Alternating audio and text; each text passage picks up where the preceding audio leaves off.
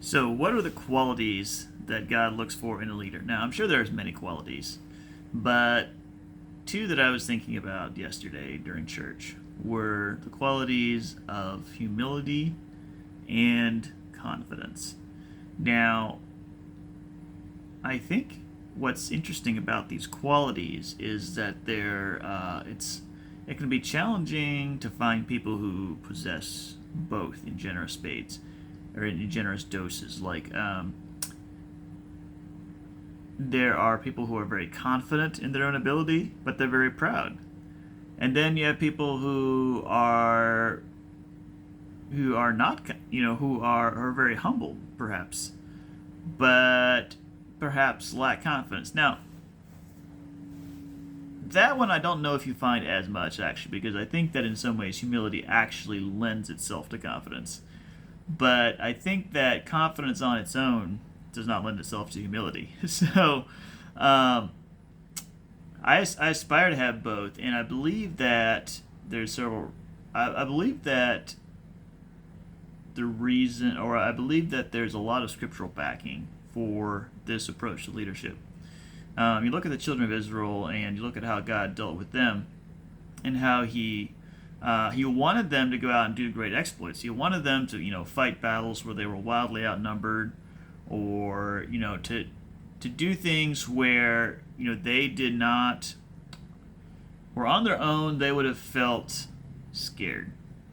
So he wanted them to do those things. In fact, when they hung back in fear, of course, when the children of Israel were thinking about going into the promised land, they hung back in fear. That made God very angry.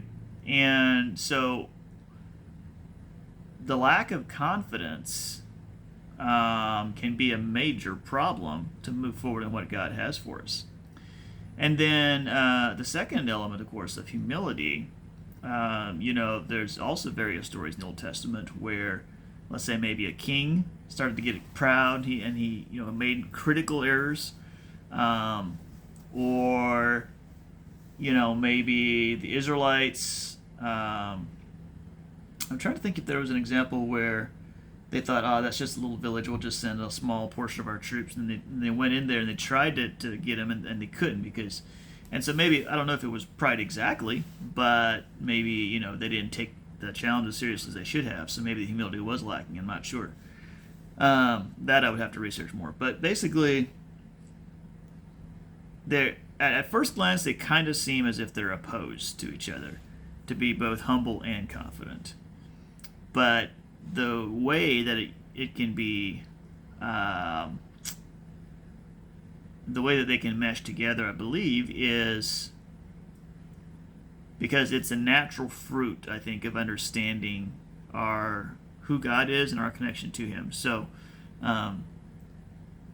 as a leader, as a follower, as a leader, I'm first of all a follower, right? So that's the humility part of it, right? Is that first of all, my job is to follow what God says, and secondly, having no illusions that on my own that I am good enough or big enough for the task, or even if I was good enough and big enough for the task, not staking my self-worth on that. Or humility is just this realistic. I think humility, a lot of it is like a really strong grasp on truth and reality, and realizing that as a Christian, the life I signed up for was not a life of independence, but a life of dependence on God. And so any, like, the forward movement in my life, any success, any progress, any reaching of big goals, that is all about God, because I've signed up for a life dependent on God. So while it's possible to be successful while not depending on God, now, it's potentially possible, right?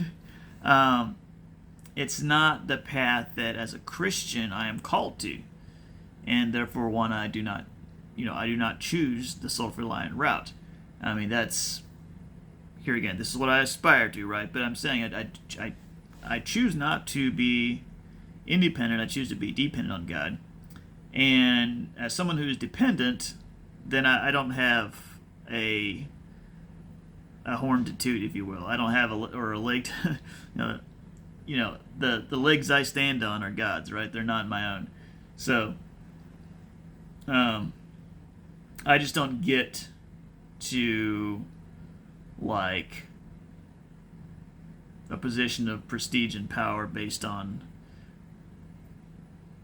I don't get to be pompous before God in any way, shape, or form. At the same time, so that's the humility side, right? So on the confidence side, I am serving, the King of the entire universe. I am now like a royal priest. I'm a part of a holy nation. I'm a son of the king, which you could argue makes me a prince, although I don't know if the Bible uses that term exactly. But I'm a son. And sons get inheritance, they get assistance from their father. You think about a king, and then you think about an incredibly powerful king, and then you think about his son. You're like, okay, that son probably has quite a bit of authority, even though the son clearly is not the king. You're not confused like, was the son the king or is it not? Is it the same difference or not? No, you're not confused about that. But the son does have like major benefits. He's got authority. He's got provision. He's got. If the king commands his son, like, "Hey, I want you to oversee this project," and then you're going to have the resources from the king to back your project. The resources of your father and of your king, and so, and then I think as a son, you have the ear of your father, right? You can tell him about what you're thinking and what you need and want, and he knows all that stuff already. But you can talk to him about it and potentially even change his mind on something, or collaborate with him on things. So that's a lot of reason to be confident, and it's not a confidence that arises. I think the bottom line is that, moving forward with God is that it's all about God. It's all about Him providing, doing, guiding, and all of that. And our job is to have fun collaborating with Him and going with Him and being His agent here, but not in a way that's like, wow, I'm so amazing. No, it's like, God's so amazing, and that's why we can proceed.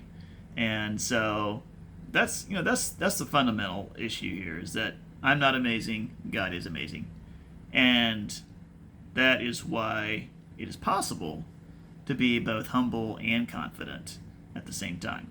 And I hope I desire for to become the kind of person who carries both of those things in a much greater measure.